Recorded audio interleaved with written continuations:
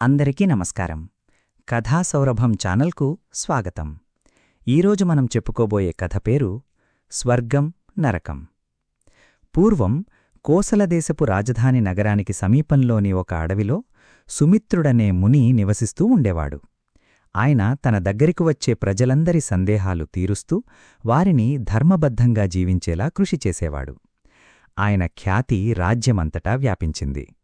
ఇది విన్న కోసలరాజ్యపు సైనికాధికారి ఒకరోజు ముని దగ్గరికి వెళ్లాడు.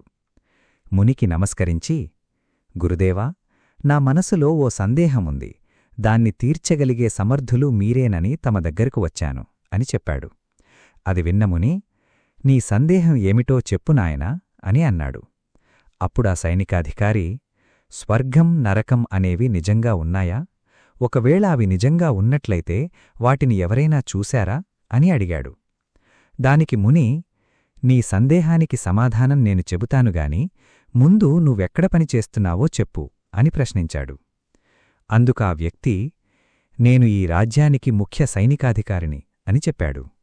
అది విన్న ముని, నీలాంటి తెలివితక్కువాణ్ణి సైనికాధికారిగా ఎవరు నియమించారు అని అన్నాడు.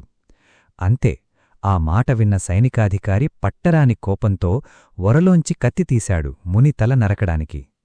అప్పుడు ముని నవ్వుతూ, ఇదిగో ఇప్పుడే నీలో నరకద్వారాలు తెరుచుకుంటున్నాయి అని అన్నాడు. ఆ మాటలకు సైనికాధికారి ఏదో అర్థమైనవాడై కత్తిని ఒరలోకి తోసి చేతులు జోడించి, క్షమించండి, ఏదో ఆవేశంలో తొందరపడ్డాను అని అన్నాడు. ఇప్పుడు నీలో స్వర్గద్వారాలు తెరుచుకుంటున్నాయి. కోపం, లోభం, మోహం మొదలైన దుర్గుణాలున్న మనసే నరకం. శాంతం, కరుణ, దయ, ఓర్పు వంటి సద్గుణాలున్న మనసే స్వర్గం.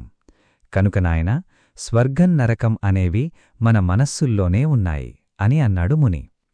అర్థమైంది గురువర్యా, కృతజ్ఞతలు అంటూ మునికి మనస్ఫూర్తిగా నమస్కరించి అక్కడ్నుంచి సంతోషంగా కదిలాడు సైనికాధికారి. ఇది కథ. ఈ కథ ద్వారా మనం తెలుసుకోవలసిందేమిటంటే, స్వర్గం నరకం అనేవి చనిపోయాక వెళ్లే ఏ లోకాలో కావు. అవి మన ఆలోచనలు, ప్రవర్తన మరియు మానసిక స్థితిని బట్టి ఇక్కడే సృష్టించబడతాయి.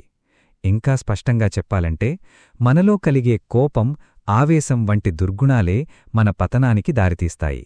అలాగే శాంతం, క్షమ, దయా వంటి సద్గుణాలు మనకు సుఖమయమైన జీవితాన్ని అందిస్తాయి. అయితే కోపాన్ని జయించడం మరియు ఇతరుల పట్ల దయాగుణాన్ని ఎల్లవేళలా పాటించడం చెప్పినంత సులువు కాదు, అలాగే అందరికీ సాధ్యం కాదు.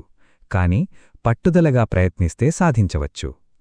ఈ చిన్ని కథ మీకు నచ్చిందని ఆశిస్తూ వీడియోని లైక్ చేసి ఛానల్ని సబ్స్క్రైబ్ చేయగలరని కోరుతున్నాను.